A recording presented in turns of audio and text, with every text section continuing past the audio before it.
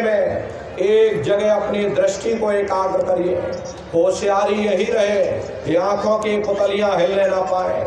शुरुआती समय में ये आंखों की पुतलियां हिलेंगी, लेकिन जब आप अभ्यास करोगे, करत करत अभ्यास ते जड़मत होत सुजान, जब अभ्यास करते रहोगे तो आंखों की पुतलियां हिलना बंद हो जाएगी।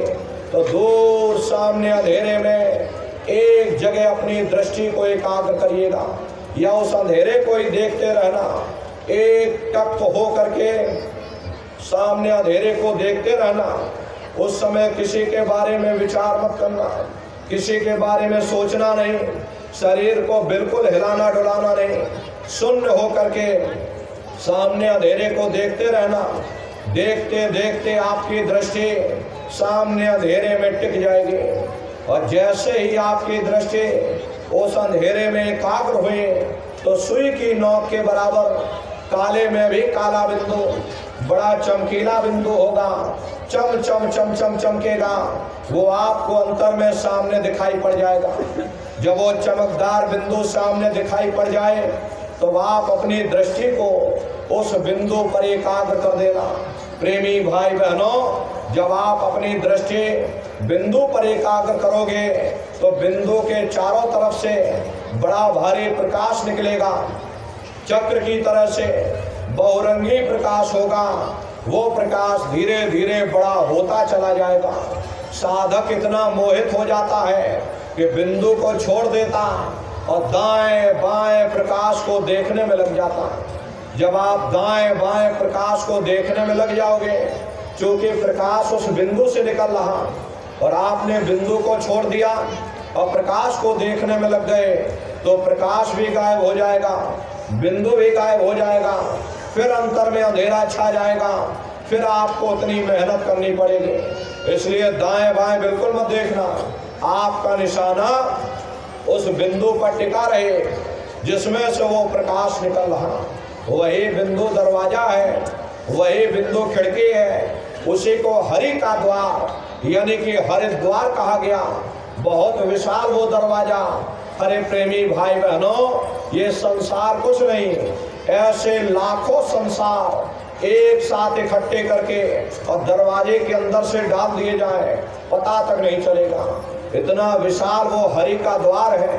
वो धीरे धीरे खुल जाएगा और आप दरवाजे के अंदर दाखिल हो जाओगे। बहुत बड़ा मैदान दिखाई पड़ेगा। उसी मैदान में खड़े हो जाओगे तो सबसे पहले आपको अपने सतगुरु के स्वरूप का दर्शन होगा। वो आपकी उंगली को पकड़ करके आगे का सफर तय करेंगे। लेकिन सतगुरु के स्वरूप का दर्शन जब होगा जब आप जय गुरुदेव नाम का सुमरन करोगे। अगर आपने सुमरन ना किया, आपने उनको याद ना किया, जब आप उनको याद ही नहीं करोगे तो भला वो आपको दर्शन क्यों देंगे। और जब आपको दर्शन नहीं होगा तो आप आगे का सफर तय नहीं कर सकते। इसीलिए प्रेमी भाई बहनों, जय गुरुदेव नाम का सुमरन सबसे पहले आपको कराया जाता है। जब आप जय गुरुदेव नाम का सुमरन करोगे, फिर जब आप ध्यान पर बैठोगे और जब दरवाजे के अंदर दाखिल हो जाओगे तो सबसे पहले उन्हीं के स्वरूप का दर्शन होगा। वो आपकी उंगली को पकड़ करके आगे का सफर तय करेंगे। तो ये है ध्यान करने का तरीका। एक बार फिर से आप लोग समझ लो कैसे ध्यान करोगे। बाहर से अपनी आंख को बंद कर देना, आंखों पर जोर मत देना। बहुत से लोग क्या करते हैं, ये अपनी आंखों पर जोर डालते हैं ताकि जल्दी से दृष्टि एकाग्र हो जाए। यदि आप अपनी आंखों पर जोर डालोगे तो आंखों की पुतलियों में दर्द होगा, फिर आप अपनी बाहरी आंखों को खोल दोगे। इसलिए अपनी आंखों पर कोई जोर मत देना, धीरे से अपनी आंख को बंद कर लेना। दोनों आंखों के मध्य भाग में दूर सामने देखना, सामने आपको अंधेरा दिखाई पड़ेगा। बस उसी अंधेरे में एक जगह अपनी दृष्टि को एकाग्र करना। जैसे ही आपकी दृष्टि उस अंधेरे में एकाग्र होगी तो सुई की नोक के बराबर काले में भी काला बिंदु, बड़ा चमकीला बिंदु होगा, वो आपको सामने दिखाई पड़ जाएगा। जब वो चमकदार बिंदु सामने दिखाई पड़ जाए तब आप अपनी दृष्टि को उस बिंदु पर एकाग्र कर देना। वही बिंदु दरवाजा है, वो दरवाजा खुल जाएगा, ये शिव नेत्र खुल जाएगा, ये दिव्य दृष्टि खुल जाएगी और आप दरवाजे के अंदर दाखिल हो जाओगे। एक बार प्रेमी भाई बहनों ये दिव्य दृष्टि खुल जाए तो क्या भूत और क्या भविष्य और क्या वर्तमान कोई भेद गुप्त नहीं रहता। लाखों वर्ष पहले क्या हुआ था, भविष्य में क्या होने वाला, बैठे बिठाए आप सब कुछ जान सकते हो। तो यह है ध्यान करने का तरीका। और तीसरा है भजन।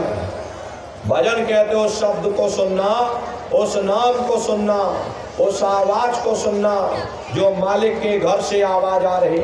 तो कैसे आप लोग भजन करोगे, अच्छी तरह बैठकर समझ लीजिए। ये आंख और कान को बंद कर देना, दोनों उंगली कानों में डाल करके ये कानों को बंद कर दीजिएगा। अरे कान इसीलिए बंद किए जाते हैं ताकि बाहर की कोई आवाज हमको सुनाई न पड़े। अपनी अपनी सुविधा के अनुसार बैठिएगा। कुर्सी पर चाहे कुर्सी पर बैठ जाओ, सोफे पर चाहे सोफे पर बैठ जाओ, या कोई कड़ी तकिया इस तरह से रख लेना और दोनों कोहनी यहाँ रख करके दोनों उंगली कानों में डाल करके ये कानों को बंद कर लेना। अब बहुत सी हमारी माताएं बहनें बूढ़े बुजुर्ग आपके घुटनों में दर्द होता है या रीढ़ की हड्डी में दर्द होता, आप बैठ करके भजन नहीं कर पाते तो आप लेट करके भजन करिएगा। ऐसे सीधे लेट जाना और लेटे लेटे आंख और कान को बंद कर लेना। यही तो कहा गया कि भाई आंख कान मुख बंद कराओ, अनहद झिंगा शब्द सुनाओ। यानी पहले अपने आंख को बंद करो, अपने मुख को बंद करो, दोनों उंगली कानों में डाल करके ये कानों को बंद करना और ऊंचे से ऊंचा ध्यान दे करके उस आवाज को सुनने की कोशिश करना। प्रेमी भाई बहनों अच्छी तरह समझने की कोशिश करिएगा। ये बहुत बड़ा विज्ञान है। ये दुनिया का विज्ञान तो खत्म हो जाएगा, उसी के सिर की चोटी से ये तुम्हारा आध्यात्मिक विज्ञान शुरू होगा। ये बहुत बड़ा विज्ञान, इसको ध्यान से समझोगे तब आपकी समझ में आएगा। तो जब आप अपने कानों को बंद कर लोगे, ऊंचा ध्यान दे करके सुनना, तो सीटी जैसी आवाज शुरू में सुनाई पड़ेगी। शाम को अपने अपने घरों में बैठिएगा, ऊंचा ध्यान दे करके सुनिएगा तो सीटी जैसी आवाज इस तरह से आपको सुनाई पड़ेगी। करना आपको कुछ नहीं, लेटे हो चाहे बैठे हो, आप सिर्फ उस आवाज को सुनते रहना और सुनते सुनते उसी में लीन हो जाओ। जब आप उसमें लीन हो जाओगे तो कुछ समय बाद में आपको दोबारा अनुभव होगा कि कहीं बड़ी दूर से एक महीन आवाज, घंटे और शंख की आवाज हमारे कानों में गूंज रही है। जैसे मंदिरों में घंटियां बजती हैं, टन टन टन टन, इस तरह से घंटे और शंख की आवाज सुनाई पड़ेगी। उसी घंटे शंख की आवाज को महात्माओं ने शब्द कहा। अरे आपकी धर्म पुस्तकों में लिखा है कि पोथे पढ़ पढ़ जग मुआ, पंडित भया न कोई, और 2.5 अक्षर प्रेम का, पढ़े सो पंडित होए। दुनिया वाले कहते हैं कि 2.5 अक्षर का मतलब प्रेम है। अरे प्रेम नहीं है, प्रेम में तो मात्रा लगी हुई। यहाँ पर जिस 2.5 अक्षर का वर्णन उन महात्माओं ने किया है वो है शब्द सा, आदा, बा और दा। उसी शब्द को महात्माओं ने नाम कहा। कलयुग केवल नाम यधारा और सुमेर सुमेर नर उतर ही पारा। कलयुग में केवल नाम का आधार है, वो नाम तुम्हारे अंदर दिन और रात धुनकारे दे रहा। तो उसी घंटे शंख की आवाज को महात्माओं ने शब्द या नाम कहकर याद किया। उसी घंटे शंख की आवाज को मुसलमान फकीरों ने कलमा कहा। उसी को ईसा मसीह साहब ने वर्ड या लागस कहकर याद किया। उसी को गुरु नानक साहब ने धुर की वाणी, सच्ची वाणी, अनहद वाणी कहकर याद किया। अरे चीन में जो महात्मा हुए उन्होंने इसको ताओ कहकर याद किया और हिंदू महात्माओं ने इसे देववाणी, आकाशवाणी कहकर के याद किया। उन अलग अलग महात्माओं ने अपनी अपनी भाषा में हम लोगों को समझाने की कोशिश की कि भाई वो घंटे शंख की आवाज तुम्हारे अंदर गूंज रही है। वो तुमको सुनाई पड़ेगी, लेकिन शुरुआती समय में ऐसा मालूम होगा कि कहीं बड़े दूर पर घंटियां बज रही, टन टन टन टन, लेकिन सुनाई हर एक को पड़ेगी। प्रेमी भाई बहनों, जब घंटे शंख की आवाज सुनाई पड़ने लग जाए तब आप सीटी की आवाज को छोड़ देना और घंटे शंख की आवाज को पकड़ लेना, उसको आप सुनने लग जाना, क्योंकि सीटी की आवाज सिर्फ एक माध्यम है, आपको असली आवाज तक पहुंचा देगी। और जब आपको असली आवाज मिल जाए, यानी घंटे शंख की आवाज सुनाई पड़ने लग जाए, तब आप उस आवाज को पकड़ लेना, उसको आप सुनने लग जाना। जब आप उसको सुनने लग जाओगे तो वो आवाज धीरे धीरे धीरे धीरे बढ़ना शुरू होगी और बढ़ते बढ़ते इस कदर बढ़ेगी कि आपके रोम रोम में घंटे और शंख की आवाज गूंजने लगेगी। बड़े घनघोर आवाज होती है, बड़े मधुर वो आवाज होती है। ये दुनिया के संगीत, ये संगीत उसके सामने कुछ नहीं। जब आप उस रूहानी संगीत को सुनोगे, इतना भारी आनंद आपके ऊपर छा जाएगा, इतनी खुशी आपको होगी, अरे ऐसा नशा चढ़ जाएगा आपके ऊपर कि आप धीरे धीरे सारी दुनिया को भूल जाओगे। अरे शंकर भगवान कोई गांजा और भांग नहीं पीते थे, जो आप लोगों ने शंकर भगवान को बदनाम कर दिया कि भाई शंकर भगवान गांजा और भांग पीते थे, चलो हम भी गांजा भांग उड़ाएंगे। अरे प्रेमी भाई बहनों, शंकर भगवान ने कभी गांजा भांग नहीं पिया, बेकार में उनको बदनाम मत करो। अरे शंकर भगवान वो नाम के नशे में लीन रहते थे, वो भक्ति का नशा था जिसे आप नहीं समझ पाओगे। जब आप भजन करोगे और जब घंटे शंख की आवाज तुमको सुनाई पड़ेगी, तब आपको हकीकत का पता चलेगा। प्रेमी भाई बहनों, जब आप उस आवाज को सुनोगे तो आप सारी दुनिया को भूल जाओगे, क्योंकि उस आवाज में कशिश है, वो शब्द चुंबक है, वो आपको अपनी ओर खींचेगा। और जब खिंचाव होगा तो जीवात्मा का फैला हुआ प्रकाश ये 9 द्वारों से सिमटने लगेगा। अब ये 9 द्वार कौन कौन से हैं? देखो प्रेमी भाई बहनों, 2 आंख, 2 कान, 2 नाक के सुराख, 1 मुंह और 2 मलमूत्र का रास्ता, ये शरीर के 9 दरवाजे हैं। सबसे पहला दरवाजा गुदा चक्र आता है।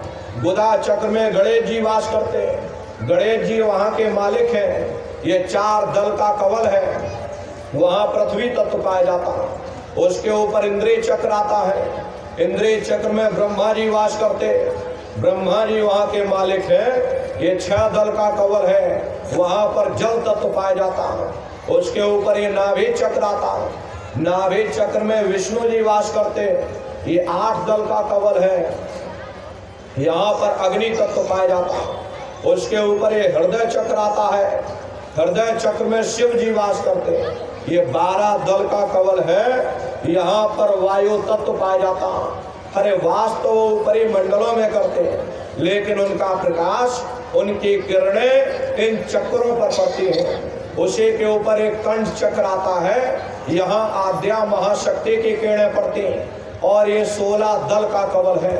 और आप सबसे ऊपर, आपकी जीवात्मा सबसे ऊपर दोनों आँखों के मध्य भाग में बैठी है, जहाँ पर देवियाँ बिंदी लगाती है और पुरुष जहाँ टीका लगाते हैं।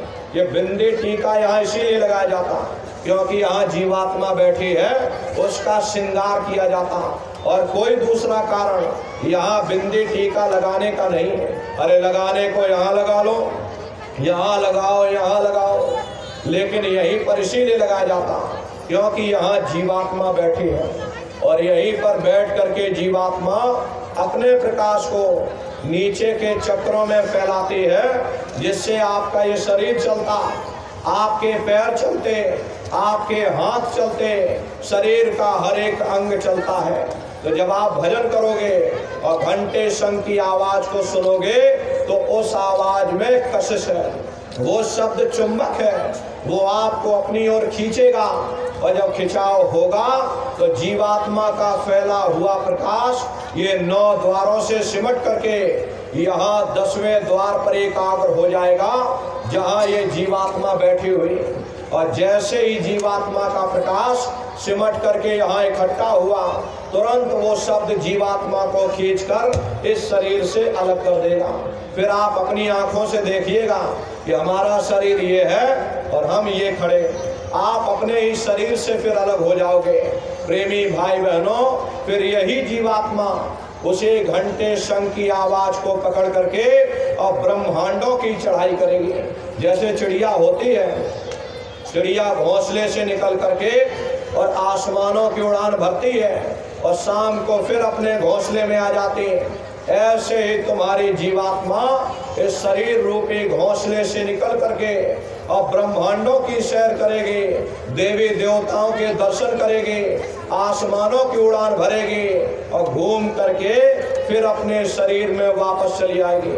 अरे नर नारियों, ये ब्रह्मा विष्णु और महादेव जिनकी सारी दुनिया पूजा करती है, सभी लोग ब्रह्मा विष्णु महादेव की पूजा करते, लेकिन कभी आपने विचार नहीं किया कि आखिर ये ब्रह्मा विष्णु महादेव कौन है, ये कहाँ पर रहते हैं, इनके भाई माँ बाप कौन है, ये क्या काम करते हैं, राम कौन है, कृष्ण कौन है, ये कहाँ पर रहते हैं, ईश्वर कौन है, खुदा कौन है, परमात्मा कौन है, और ब्रह्म कौन है, पार ब्रह्म कौन है, ये कहाँ पर रहते हैं। तो जरा संक्षिप्त में आप लोग समझ लो, क्योंकि अगर इसका वर्णन किया जाएगा लाखों वर्ष लग जाएंगे, लेकिन एक लोक का वर्णन नहीं हो सकता, इतनी विशाल वहाँ की रचना है। लेकिन संक्षिप्त में आपको बताया जा रहा, तो संक्षिप्त में आप लोग समझ लो। प्रेमी भाई बहनों, जब आप भजन करोगे और घंटे शंख की आवाज को पकड़ करके इस शरीर रूपी घोंसले से जब आपकी जीवात्मा अलग हो जाएगी, फिर उसी आवाज को पकड़कर ये जीवात्मा ब्रह्मांडों की चढ़ाई करेगी। बड़े भारी रफ्तार पलक झपकते हैं, जीवात्मा खरबों योजन ऊपर चली जाएगी। ये सूरज चांद सितारों को पार करने के बाद सबसे पहले जो आपको लोक मिलेगा उसे महात्माओं ने शिवलोक कहा। शिवलोक तमोगुण स्थान है, वहाँ के मालिक शिव जी हैं, वो पार्वती जी के साथ में उस लोक में विराजमान है। चेतन धार जो ऊपर से आ रही, जिसे महात्माओं ने गंगा कहा, वह अपना केंद्र बिंदु शिवलोक को बनाती है। इसीलिए शिव जी की जटा में गंगा दर्शाई जाती है। इस लोक में असंख्य जीवात्माएं रहती, ये सभी जीवात्माएं शिव स्वरूप में मौजूद होती हैं। जब आप भजन करोगे, घंटे शंख की आवाज को पकड़ करके जब आप शिवलोक में पहुंचोगे और शिव जी का जब प्रत्यक्ष दर्शन करोगे, तो आपका स्वरूप भी शिव के समान यानी कि शिव स्वरूप हो जाएगा। वहाँ के धनी का दर्शन करने के बाद फिर घंटे शंख की आवाज को पकड़कर फिर जब आप ऊपर चढ़ोगे, उसी के ऊपर ब्रह्मा जी का लोक मिलेगा। ब्रह्मा जी का लोक वो रजोगुण स्थान है, वहाँ के मालिक ब्रह्मा जी हैं, वो गायत्री सावित्री और सरस्वती के साथ उस लोक में विराजमान है। और ब्रह्मा जी का दर्शन करने के बाद फिर घंटे शंख की आवाज को पकड़ करके फिर आप ऊपर की ओर चढ़ोगे, उसी के ऊपर आपको विष्णु लोक मिल जाएगा। विष्णु लोक वो सतोगुणी स्थान है, वहाँ के मालिक विष्णु जी हैं, उनका बड़ा मनमोहक स्वरूप है। उनके 4 भुजाएं हैं और चारों भुजाओं में शंख गदा पद्म और चक्र सुशोभित है। और आप क्षीर सागर में वो लक्ष्मी जी के साथ विराजमान। ये तीनों देवता ब्रह्मा विष्णु और महादेव अपने अपने लोक में बैठकर राज कर रहे। और एक रचयिता है जो जीवों को रचता है, एक पालनहार है जो जीवों को पालता है, एक संहार करता जो जीवों को नष्ट कर देता। एक का काम है घड़े को बनाना, एक का काम है घड़े की सुरक्षा करना, और एक का काम है घड़े को फोड़ देना। इनके जो माता है वो आद्या महाशक्ति है। ब्रह्मा विष्णु महादेव लोक के ऊपर वो आद्या महाशक्ति का लोक आता है। और उसी लोक को पार करने के बाद सबसे पहला देश पड़ता है, या यूं कह लो कि पहली राजधानी पड़ती है, जिसे महात्माओं ने सहस दल कबल कहा। वो राजधानी है, ये ब्रह्मा विष्णु महादेव के जो लोक हैं, उस राजधानी के अंतर्गत आने वाले जिले हैं। जैसे आपके उत्तर प्रदेश की राजधानी लखनऊ है और बाकी सभी जिले हैं, इसी तरह प्रेमी भाई बहनों वो सहस्त्रदल कवल राजधानी है। और ब्रह्मा विष्णु महादेव के जो लोक हैं उस राजधानी के अंतर्गत आने वाले जिले हैं। और राजधानी का जो मालिक है वो निरंजन भगवान है। ये ब्रह्मा विष्णु महादेव ये निरंजन भगवान के ही पुत्र हैं और ये आद्या महाशक्ति ये निरंजन भगवान की अर्धांगिनी है। और निरंजन भगवान स्वयं तीनों लोकों के मालिक हैं। इन्हीं को त्रिलोकीनाथ कहा गया। हिंदू इन्हीं को परमात्मा कहते, मुसलमान इन्हीं को खुदा कहते, ईसाई उन्हीं को गॉड कहते हैं। घंटे और शंख की आवाज जो हर इंसान के अंदर गूंज रही वो आवाज उन्हीं के मुखार बिंद से हो रही। निरंजन भगवान का जो स्वरूप है वो ज्योतिष स्वरूप है। हजार बाती की अखंड ज्योति वहाँ पर बराबर जल रही। अरे हम आप यहाँ पर ये दीपक जलाते हैं, इस दीपक में तेल की जरूरत पड़ती है और बाती की जरूरत पड़ती है, लेकिन वो अखंड ज्योति वहाँ ऐसे जल रही जिसमें ना तेल की जरूरत है और ना बाती की जरूरत है। अरे पलटू साहब ने जिक्र किया है, पलटू साहब ने जब साधना किया और साधना करके जब वो वहाँ ऊपर पहुँचे तभी उन्होंने लिख दिया कि उल्टा कुआ गगन में और तिसमें जरे चिराग, तिसमें जरे चिराग, बिना रोगन बिन बाते और 6 ऋतु 12 मास जरत रहे दिन राते। सतगुर मिले जो होए ताहि की नजर में आवे, बिन सतगुर नहीं कोई वह को दर्शावे। वो अखंड ज्योति ऐसी है जिससे पूरा ब्रह्मांड प्रकाशवान हो रहा। न जाने कितने ऋषि मुनि, न जाने कितने पीर पैगंबर औलिया उस ज्योत पर कुर्बान हुए बैठे। प्रेमी भाई बहनों, जितनी भी अवतारी शक्तियां आई, राम आए, राम को वहीं से नीचे उतारा गया था। इसीलिए उस देश को अयोध्या नगरी भी कहा जाता। और जितने देवी देवता ब्रह्मा विष्णु महादेव आदि की उत्पत्ति वहीं से हुई। वहाँ के धनी का दर्शन करने के बाद फिर यही जीवात्मा दूसरे मंडल के शब्द को पकड़ करके और दूसरे मंडल की चढ़ाई करती है। श्याम तज श्वेत को गहना, सुरत को तान धुन सुनना, और बंक के द्वार धस बैठो और त्रिकुटी जाय कर लेना। उसी के ऊपर दूसरा देश आता है जिसे महात्माओं ने त्रिकुटी देश कहा। वहाँ के मालिक ब्रह्म है, वहीं से मन और माया की उत्पत्ति हुई। वहीं से 3 गुण रजोगुण तमोगुण सतोगुण तीनों गुणों की उत्पत्ति वहीं से हुई। ये जो आपके वेद हैं, वेदों को सारी दुनिया पढ़ती है। अरे वेदों की भी उत्पत्ति उसी स्थान से हुई है।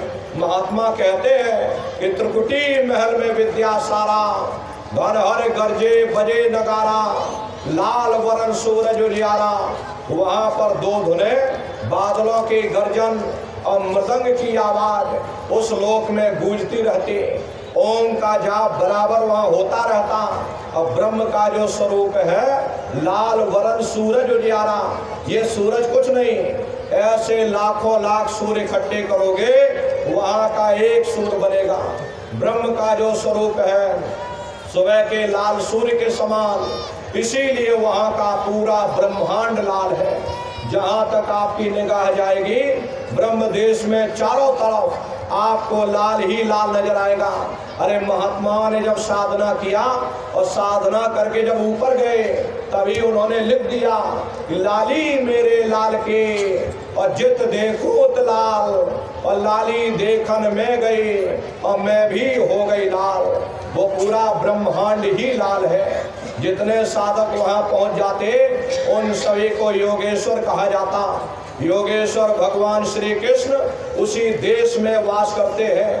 प्रेमी भाई बहनों, ये जो लोक है वो श्री कृष्ण भगवान का ही लोक है। जितने साधक वहाँ पहुँच जाते हैं उन सभी को योगेश्वर कहा जाता। जैसे व्यास जी हुए, वशिष्ठ जी हुए, वाल्मीकि जी हुए, इन सब की पहुँच वहीं तक थी। इसीलिए कहा गया कि वाल्मीकि भय ब्रह्म समाना। जब इनकी जीवात्मा वहाँ पहुँची, जब इन्होंने ब्रह्म का दर्शन किया तो इनका स्वरूप ब्रह्म के समान यानी कि ब्रह्म स्वरूप हो गया। प्रेमी भाई बहनों, जितने साधक वहाँ पहुँच जाते उन सभी को योगेश्वर कहा जाता है। योगेश्वर भगवान श्री कृष्ण उसी ब्रह्म देश में वास करते हैं। ये बाहर की जन्माष्टमी नहीं है जो आप लोग मनाते हो। महात्माओं ने कहा था भाई सही मायने में तुम जन्माष्टमी कब मनाओगे?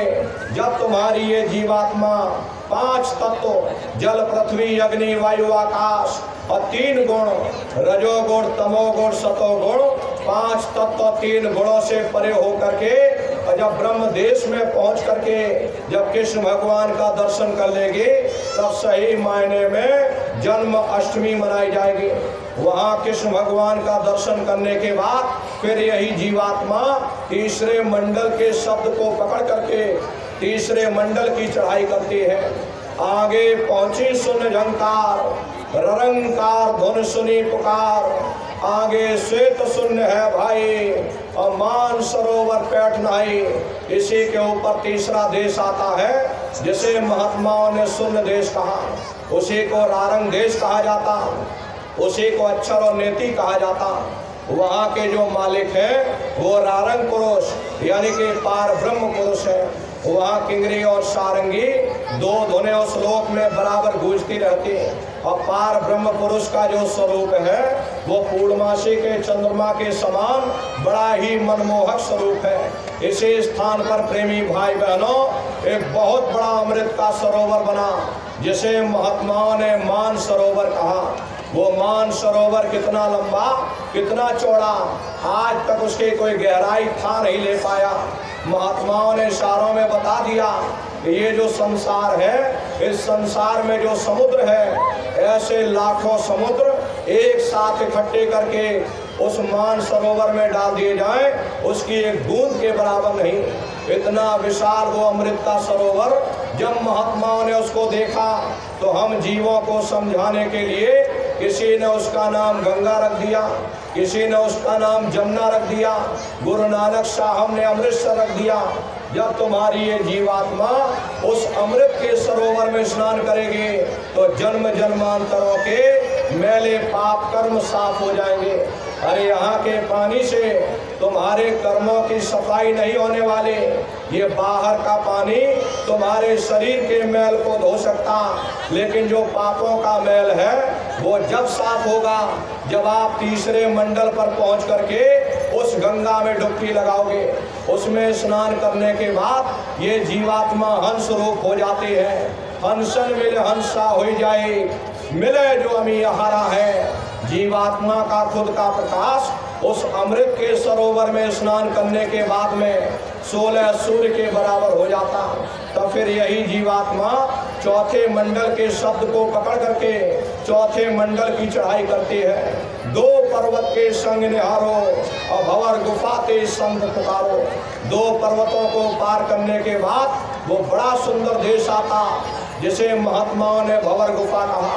प्रेमी भाई बहनों, वहाँ सोहंग पुरुष का दर्शन करने के बाद ताके परे धाम सतनामा और 3 बजे सतलोक ठिकाना। सोहंग देश के ऊपर वो 5वां देश आता है जिसे महात्माओं ने सचखंड देश कहा। वो सचखंड देश अजर अमर अविनाशी सदा एक रस रहने वाला देश है। वहाँ न काल है न कर्म है, न दुख है न संताप है, न पुण्य है न पाप है। जो जीवात्माएं वहाँ पहुँच जाती हमेशा के लिए जन्म मरण के बंधनों से आज़ाद हो जाते हैं। वहाँ के मालिक सतपुरुष भगवान हैं जिनके रोम रोम में खरबों खरब सूरज चांद सितारे प्रकाशवान। वही हमारे आपके सच्चे मालिक हैं, वही हमारे आपके सच्चे पिता हैं। अरे हमको आपको वहीं से नीचे उतारा गया, फिर शब्द को पकड़ करके शब्द शब्द पौड़ी पर चढ़कर और पहुँचो सचखंड सतनाम। शब्द को पकड़ करके हम लोगों को अपने देश सचखंड में वापस पहुँचना। तो शब्द कब पकड़ में आएगा? जब आप भजन करोगे। और भजन कैसे किया जाएगा एक बार फिर से आप लोग बैठ करके समझ लो। अरे अच्छी तरह ध्यान दे करके सुन लो, वरना प्रेमी भाई बहनों ये जिंदगी भर गोता खाते रह जाओगे। इसलिए बैठ करके अच्छी तरह आप लोग समझ लो कि कैसे भजन किया जाएगा। ये आँख और कान को बंद कर लेना, मन को रोकने की कोशिश करिएगा। ये मन ऐसे समय पर जरूर भागेगा। अभी यहाँ बहुत से सत्संगी प्रेमी भाई बहन सत्संग सुनने के लिए बैठे हुए, शरीर बेचारा यहाँ बैठा लेकिन मन आपका भाग रहा। किसी को पानी पीने जाना है, मन पानी पीने पहुंच गया, शरीर बेचारा यहाँ बैठा लेकिन मन भाग लगा। किसी को खाना खाना है तो मन देख रहा कहाँ भोजन मिलेगा, चलो भोजन करने चला जाए। बैठे बैठे इतनी देर हो गई, चलो भोजन करने ही चला जाए, तो मन वहाँ पहुँच गया। कोई दुकान दफ्तर को छोड़कर आया तो मन दुकान दफ्तर में पहुंच गया। कोई खेती बाड़ी छोड़कर आया, अब मन को धान काटना है, मन धान काटने वहां पहुंच गया। शरीर बेचारा यहाँ बैठा, मन सारी दुनिया में भ्रमण कर रहा। तो ऐसे भजन से कोई लाभ नहीं होने वाला। अरे जिन्होंने मार मंडाला उन्हीं को सूरमा कहना, अब बड़ा बैरी है मनघट में इसी का जीत ना कटना। अगर दुनिया में कोई हमारा दुश्मन है वह केवल हमारा मन है। ये मन रूपी रावण कब मरेगा? जब 9 द्वारों पर फतेह हासिल करके तुम यहाँ 10वें द्वार पर चढ़ जाओगे, तब सही मायने में दशहरा मनाई जाएगी। ये बाहर की दशहरा नहीं है जो लकड़ी का रावण बना देते हो, फूंक फांक करके घर चले आते, कहते भाई हमने रावण मार दिया। अरे महात्माओं ने कहा था भाई सही मायने में तुम विजयदशमी कब मनाओगे?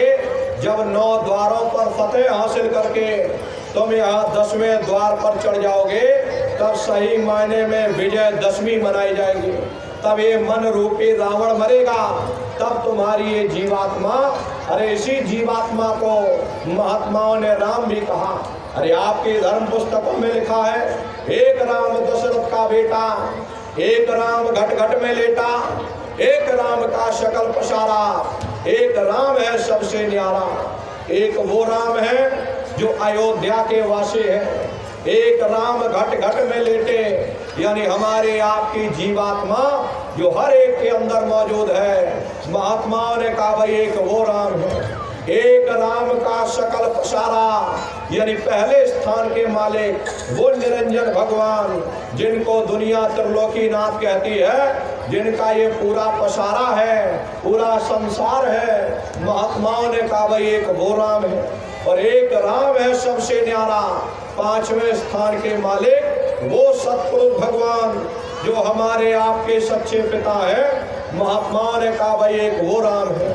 तो महात्मा तो उस राम की महिमा गाते हैं। जब ये मन रूपी रावण मर जाएगा, तब तुम्हारी ये जीवात्मा ये राम शब्द को पकड़ करके जब पहले स्थान पर निरंजन भगवान के देश में यानी अयोध्या नगरी में जब आप पहुंचोगे और वहां पर पहुंच करके जब निरंजन भगवान के स्वरूप का यानी ज्योतिष स्वरूप का दर्शन करोगे, तब सही मायने में दिवाली मनाई जाएगी। ये महात्माओं का अपना एक आध्यात्मिक उद्देश्य रहा। आप मोटी बात समझो, भजन कैसे करोगे?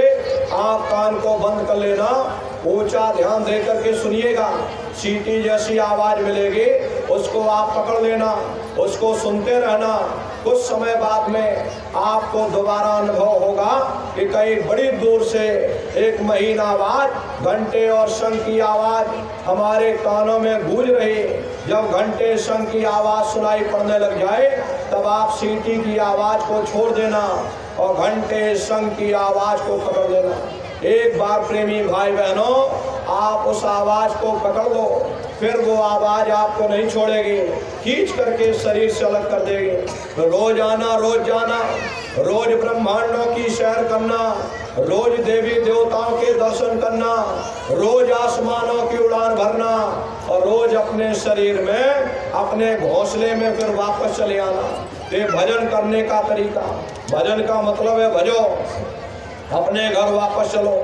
तो सुमरन, ध्यान और भजन, ये 3 क्रियाएं आपको बताई गई। आप लोग नित्य नियम से करिएगा। रास्ता बिल्कुल सच्चा है, आप करोगे आपको अनुभव होगा, दिखाई भी देगा और सुनाई भी पड़ेगा। लेकिन इतना ध्यान रखिएगा, जो भी आपको दिखाई या सुनाई पड़े आप लोग किसी को बताइएगा नहीं।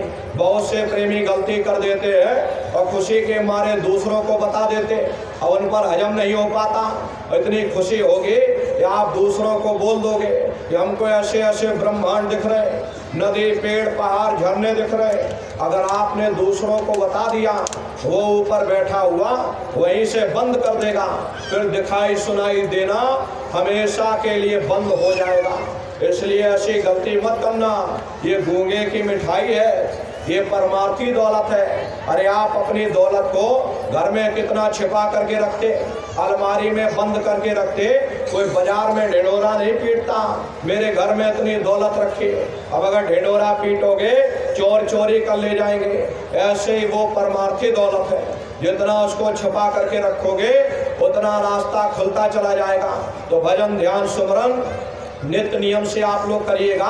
शरीर को भोजन देते हो, सुबह दोपहर शाम रात खाते रहते, लेकिन कभी तुमने ये विचार नहीं किया, ये जीवात्मा जो जन्म जन्मांतरों से भूखी प्यासी, कभी आपने इसको भोजन नहीं दिया। अरे इसका भोजन शब्द है, इसका भोजन नाम है। अपना ये नियम बनाइए कि पहले अपनी जीवात्मा को भोजन देंगे, फिर अपने शरीर को भोजन देंगे। अगर ये नियम आपका बन गया तो आपका लोक भी बन जाएगा और आपका परलोक भी बन जाएगा। अरे घर बार छोड़ने की जरूरत नहीं है, समाज छोड़ने की जरूरत नहीं है, बाल बच्चे छोड़ने की जरूरत नहीं है, जात बिरादरी बदलने की जरूरत नहीं है। अरे प्रेमी भाई बहनों, साधु सन्यासी और बाबा बनने की जरूरत नहीं। अरे भाई तुम अपने अपने घर परिवार में रहो, अपने अपने बाल बच्चों के साथ रहो, गृहस्थ आश्रम में रहो, मेहनत और ईमानदारी से काम करो और 24 घंटे में घंटा 2 घंटा अपनी जीवात्मा के कल्याण के लिए सुरत शब्द नाम की कमाई यानी सुमरन ध्यान और भजन आप लोग बराबर करते रहिएगा। और सभी लोग शाकाहारी रहिएगा, क्योंकि हमारे गुरु महाराज ने शाकाहार पर विशेष जोर दिया। गुरु महाराज बराबर कहते थे, ए बच्चा तुम शाकाहारी रहना, शाकाहार का प्रचार करते रहना, इसी से देश और दुनिया में भारी परिवर्तन होगा। अरे नर नारियों, परिवर्तन कोई कानून बनाने से नहीं होता, परिवर्तन कोई आंदोलन करने से नहीं होता, परिवर्तन कोई तोड़ फोड़ करने से नहीं होता। परिवर्तन तब होता है जब लोगों के विचार बदलते हैं, लोगों की भावनाएं बदलते हैं। और विचार जब बदलेंगे जब लोगों का खान पान शुद्ध होगा। अरे देशी कहावत है, जैसा खाए अन्न वैसा होए मन।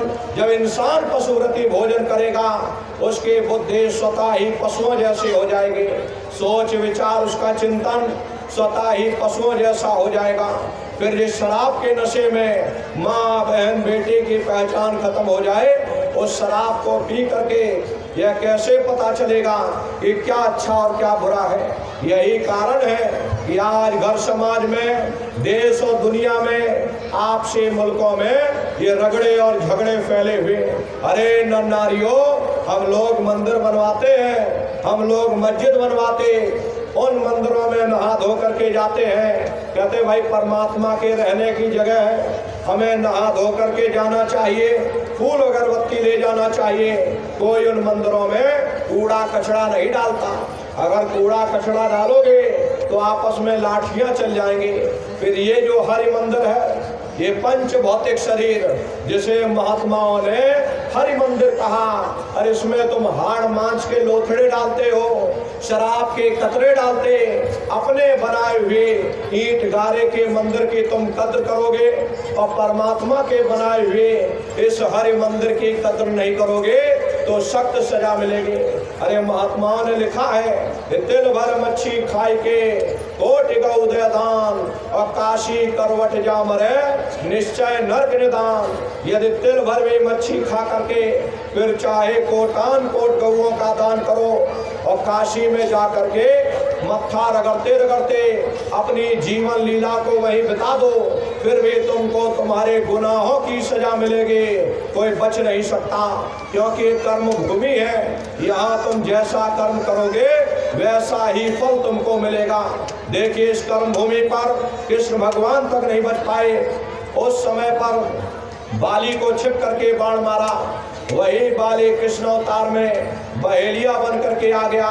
कृष्ण भगवान के पैरों में पद्म चमकता था, हिरण की आंख समझ करके निशाना मार दिया और जब पास में आकर के देखा देखा कृष्ण भगवान थे, अफसोस करने लगे, लेकिन कृष्ण भगवान ने उसको समझाया, इसमें तुम्हारा कोई दोष नहीं, उस समय हमने तुमको मारा, आज तुमने हमको मार दिया, हमारे तुम्हारे ये अदला बदली, ये कर्मों का लेन देन पूरा हो गया।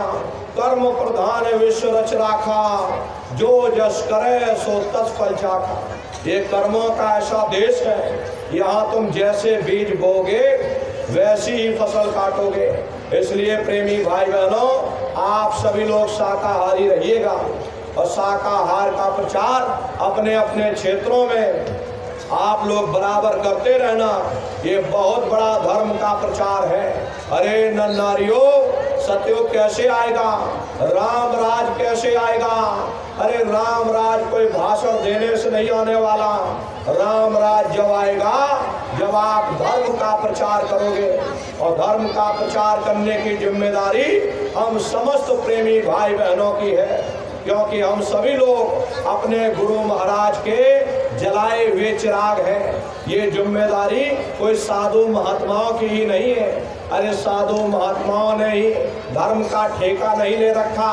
अरे आप सबसे बड़े साधु हो, ये दुनिया के साधु ये तो आप पर निर्भर है। प्रेमी भाई बहनों, दाढ़ी बाल बढ़ा लेने से कोई साधु नहीं हो जाता, जटा जूट रख लेने से कोई साधु नहीं बन जाता है, लाल पीला कपड़ा पहन लेने से कोई साधु नहीं बन जाता, वेशभूषा की नकल कर लेने से कोई साधु नहीं बन जाता। अरे साधुओं जैसे कर्म होने चाहिए। आप सबसे बड़े साधु हो। अरे दुनिया के साधु ये तो आप पर निर्भर है। आप सबसे बड़े साधु, अपना मेहनत और ईमानदारी से आप कमाते और खाते हो, और जो समय मिलता है उसमें अपनी जीवात्मा के कल्याण के लिए भजन ध्यान सुमरन करते और धर्म का प्रचार करते। तो आप तो सबसे बड़े साधु, हम आपको सबसे बड़ा साधु मानते हैं। और ये दुनिया के साधु ये तो आप पर निर्भर है, लेकिन आप सबसे बड़े साधु हो जो अपने मेहनत और ईमानदारी से कमाते खाते और जो समय मिलता है उसमें धर्म का प्रचार करते। तो प्रेमी भाई बहनों, आपको गुरु महाराज ने चिताया, आपको गुरु महाराज समझा करके गए, आपको चिता करके गए, इसलिए आपकी जिम्मेदारी बनती है कि अपने गुरु के संदेशों को गांव गांव घर घर तक पहुंचाया जाए। नर नारियों, हम लोग अपने गुरु महाराज के जलाए हुए चिराग हैं। अगर एक एक दीपक एक एक गांव में पहुंच जाएगा, ये पूरा गांव प्रकाशवान हो जाएगा, ये पूरा समाज प्रकाशवान हो जाएगा। इसलिए प्रेमी भाई बहनों, आप सभी को जिम्मेदारी सौंपी गई कि प्रत्येक सत्संगी प्रेमी भाई बहन एक एक गांव की जिम्मेदारी उठा लो। एक एक गांव को आप लोग गोद ले लो कि भाई हम इस गांव को गोद लेते हैं, इस गांव के लोगों को हम शाकाहारी बनाएंगे। अरे नर नारियों, आपके सहयोग से अगर कोई शाकाहारी बन जाता है, वो भजन ध्यान सुमरन करने लग जाता, अरे उसकी भी जीवात्मा का कल्याण होगा, इसका पुण्य फल आपको भी प्राप्त होगा। इसलिए प्रेमी भाई बहनों, आप सभी लोग एक एक गांव की जिम्मेदारी उठाइएगा। अरे ऊपर जाकर पूछा जाएगा, मैंने तुमको ये मनुष्य शरीर दिया था, तुमने सारी जिंदगी अपने लिए ही किया है या कुछ तुमने भजन भक्ति भाव, कुछ तुमने परोपकार का काम भी किया? उस समय तुम कहने योग्य हो जाओगे, नहीं हमने धर्म का प्रचार किया, हमने इतने लोगों को शाकाहारी बनाया, इतने लोगों को हम दरबार में लेकर के गए। अरे वही तुम्हारे लेखे जोखे में लिखा जोखा जाएगा। अरे नर नारियों, अपने लिए तो हर कोई जी लेता है, ये जानवर भी अपने लिए जी लेते हैं, पेट जानवर भी पाल लेते हैं, बाल बच्चे जानवर भी पैदा कर लेते, लेकिन कोई ऐसी अनोखी चीज जो केवल तुम मनुष्य शरीर के द्वारा कर सकते, वो केवल परमात्मा की भक्ति है और धर्म का प्रचार है। नर नारियों, हमारी आपकी जिम्मेदारी बनती है, हम सभी लोग धर्म के प्रचार में अपना अपना योगदान दे दें। अगर आपने अपनी जिम्मेदारी को नहीं निभाया तो प्रेमी भाई बहनों, तुमको बहुत बड़ा कलंक लग जाएगा, क्योंकि आपको गुरु महाराज बता कर गए, आपको गुरु महाराज चिता करके गए कि भाई आगे चलोगे आगे गड्ढा मिल जाएगा। अगर जानते हुए भी हमने किसी मुसाफिर को नहीं बताया कि भाई ठहर जाओ आगे गड्ढा है, तुम गड्ढे में गिर जाओगे, वो मुसाफिर जा करके और गड्ढे में गिर जाएगा तो कलंक हमको आपको लगेगा, पाप हमको आपको लगेगा। क्योंकि हम लोग जानते हुए भी उसको समझाए नहीं, उसको चिताए नहीं। अगर चिता दिया होता, अगर समझा दिया होता, निश्चय ही वो गड्ढे में जाने से गिर जाता, गड्ढे में जाने से बच जाता, उसकी जीवात्मा नरकों में जाने से बच जाते। ऐ नर नारियों, कितना बड़ा पुण्य लाभ आपको मिलता। अरे आप लोग प्रेमी भाई बहनों, जानते हुए भी ना बताना ये बहुत बड़ा पाप का काम है। इसलिए आपकी जिम्मेदारी बनती है, क्योंकि आप सभी लोग अपने गुरु महाराज के जलाए हुए दीपक हो। अगर एक एक दीपक एक एक गांव में पहुंच जाएगा, हिंदुस्तान में गांव की कमी पड़ जाएगी। लेकिन नर नारियों, सत्संगियों की संख्या कम नहीं पड़ने वाली। इसलिए प्रेमी भाई बहनों, अपनी अपनी जिम्मेदारी को आप सभी लोग निभाइएगा। ये अच्छे समाज के निर्माण के लिए, धर्म के उत्थान के लिए आपको आगे आना होगा। अरे प्रेमी भाई बहनों, आप सभी लोग असली साधु हो। अरे दुनिया के साधु अपना अपना पेट भरने में लग गए, आप सबसे बड़े साधु हो। ये जिम्मेदारी आप लोगों के ऊपर है। एक अच्छे समाज के निर्माण के लिए आपकी जिम्मेदारी बनती है, आपका कर्तव्य बनता है कि अपने गुरु के संदेशों को जन जन के बीच में पहुंचाया जाए, लोगों को शाकाहारी बनाया जाए, लोगों को दरबार में लेकर के आया जाए। अगर आपके सहयोग से एक भी जीव शाकाहारी हो जाता, भजन ध्यान सुमरन करने लग जाता, अरे कितना बड़ा पुण्य फल आपको मिलेगा। इसलिए प्रेमी भाई बहनों, आप अपनी जिम्मेदारियों को निभाइएगा।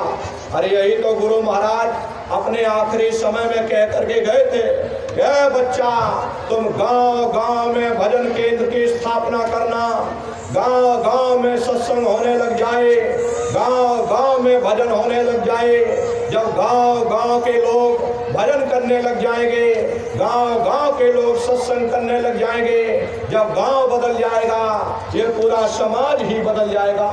इसलिए प्रेमी भाई बहनों, एक अच्छे समाज के निर्माण के लिए, चरित्रोत्थान के लिए आप प्रेमी भाई बहनों को अपना अपना योगदान देना होगा।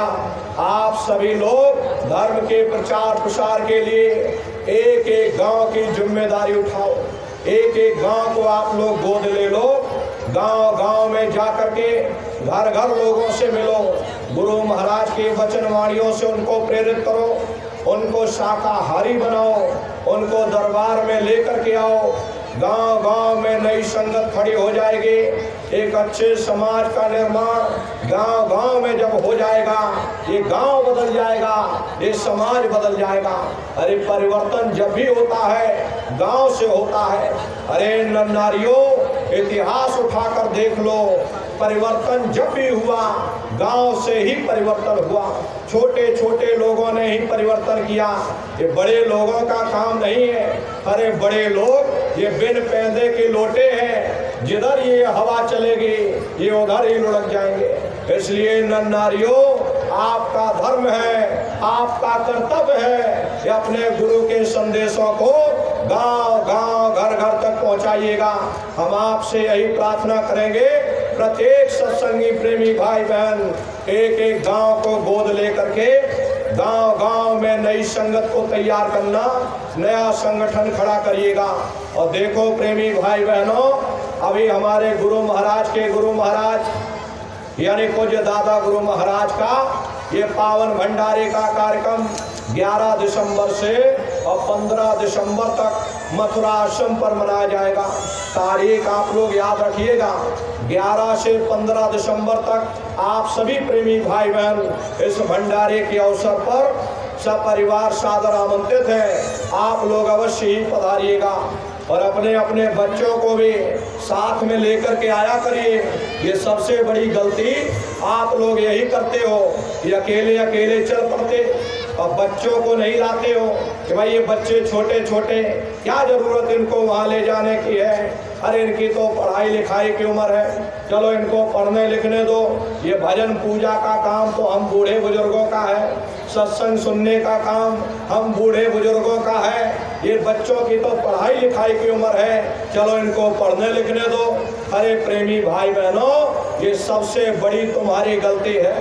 पढ़ाई लिखाई जरूरी है, हम ये बात मानते हैं कि आज के समय में शिक्षा बहुत जरूरी है, लेकिन शिक्षा के साथ साथ अरे प्रेमी भाई बहनों, अरे हमको भी गुरु महाराज ने पढ़ाया लिखाया, हम भी 10वीं किए, 10वीं के बाद फिर 12वीं किए, और 12वीं के बाद फिर बीए किए, और बीए के बाद फिर LLB करके वकील बने। अरे गुरु महाराज ने हमको भी पढ़ाया लिखाया। हम ये बात मानते हैं कि आज के समय में पढ़ाई लिखाई बहुत जरूरी है, लेकिन पढ़ाई लिखाई के साथ साथ अच्छे संस्कार भी जरूरी है। और संस्कार कोई MA BA की डिग्री करने से नहीं आते, संस्कार कोई डिप्लोमा करने से नहीं आते।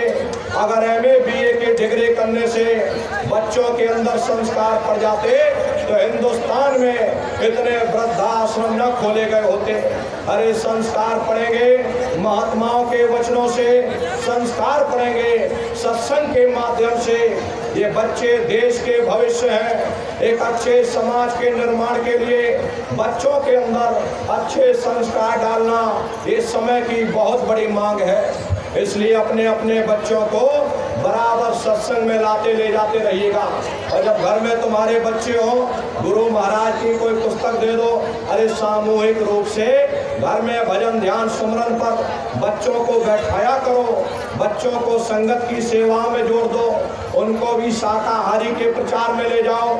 ये छोटे छोटे बच्चे जब संगठित हो करके और शाकाहारी का प्रचार करेंगे, मांस खाना बुरी बात है, शराब पीना बुरी बात, तो समाज पर कितना गहरा असर पड़ेगा।